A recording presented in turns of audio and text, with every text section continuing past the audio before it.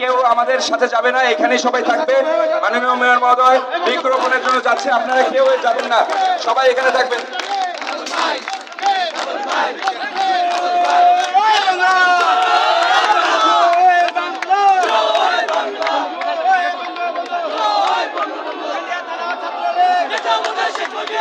নেতা শেখ মুজিব,